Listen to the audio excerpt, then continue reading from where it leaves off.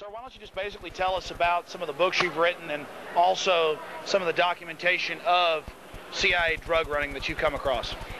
Well, I come to the table with a background in Air Force intelligence, 8 years during the Vietnam War, worked with the CIA and Air America, and so I know how the intelligence community functions, how it's organized, and after my discharge from the Air Force, I worked directly with the FBI's counterintelligence division for 3 years, and then that led me into contract work with the CIA in an obscure place called Mena, Arkansas, back when Bill Clinton was governor and back when George Bush was the president.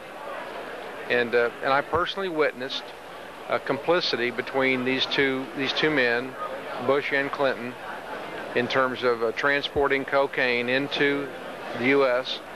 For the purpose of sale to generate money to fight a war. And that war at the time was the conflict in Central America involving the Sandinistas in Nicaragua. In 1970, it's well documented that the organization that was flying the classified material for Air America, codenamed Scatback, was busted. This whole fleet of airplanes and pilots was busted for hauling heroin disguised as classified material in an attempt to smuggle that back to Hawaii. And if you get to Hawaii, then it's a free ride back to the United States, because that's part of the United States, and there was no customs to clear. That is documented there, but back to the absolute documentation. Tell us how you were involved in Mena with then Governor Clinton of Arkansas and President Bush, who had also been director of the CIA earlier in the 70s. I met Oliver North in 1982. He was with the National Security Council. He's the man who recruited me as a civilian to get involved in the Contra resupply operation.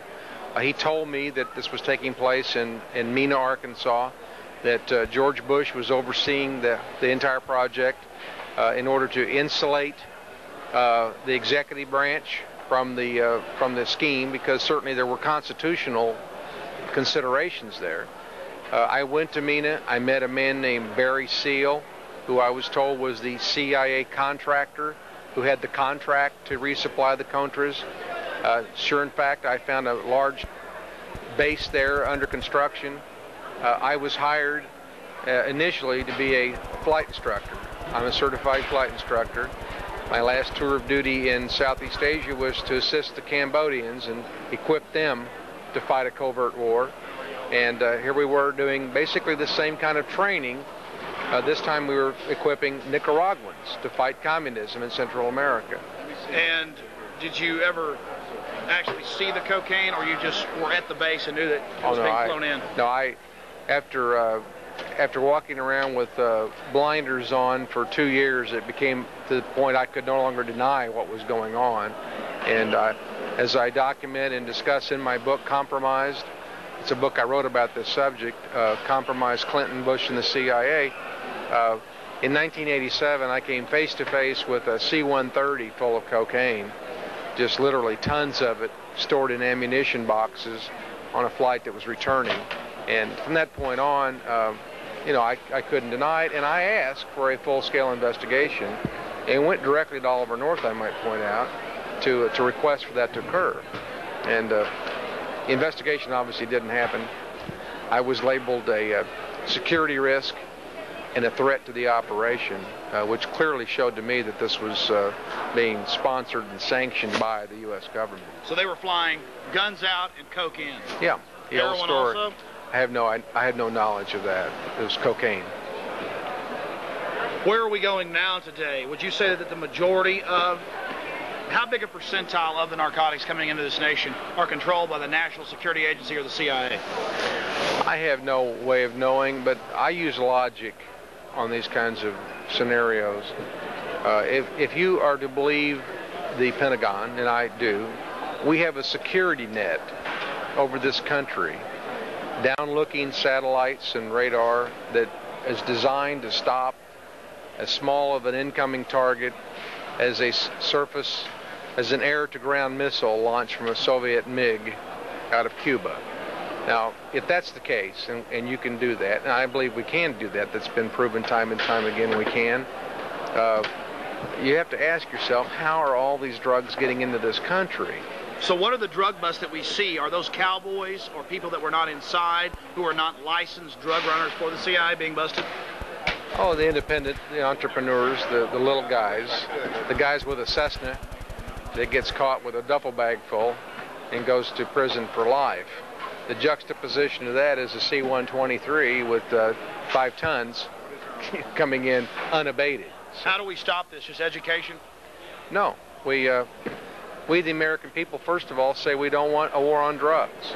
I'm for total legalization of drugs. Well, some people will be shocked by that, but back in the 1920s during Prohibition, alcohol abuse skyrocketed. It created giant armed gangs. If you make something illegal and risque, a giant black market rises. Well, black market is what the problem is. The profits are there. Take the profit out.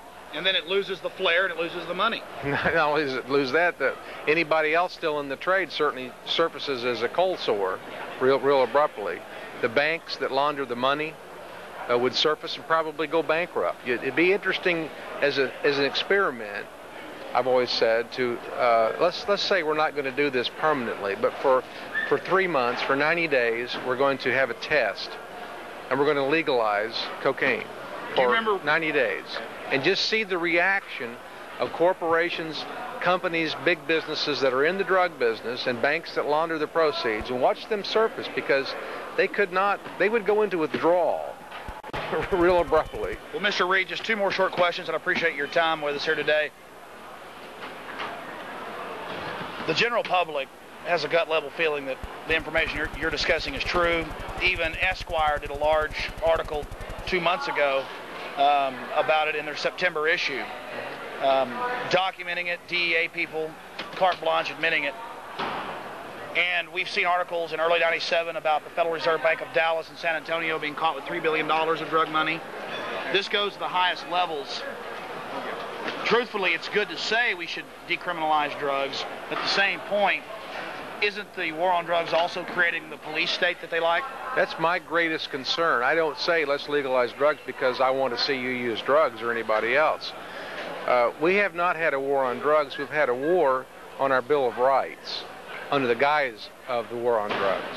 I never thought I'd ever live to see the day in this country that I fought for to have roadblocks, arbitrary roadblocks. Now, passengers in vehicles have no rights, as you know, that the passenger has an obligation to show his or her identification. Asset forfeiture, seizure. The test case before the Supreme Court as we speak are the passengers' belongings in a vehicle subject to involuntary search, and I believe the Supreme Court will go along and say police have the right to stop and search you and me or anybody else in a vehicle. The Fourth Amendment is worthless. It's been trampled on. It's useless. And this is reminiscent of Nazi Germany. Absolutely. So if we want to return to a nation of greatness, we're forced to legalize drugs just simply to preserve our civil liberties guaranteed us under the Bill of Rights. And then if some idiot wants to OD, that's their problem. Don't take my civil liberties.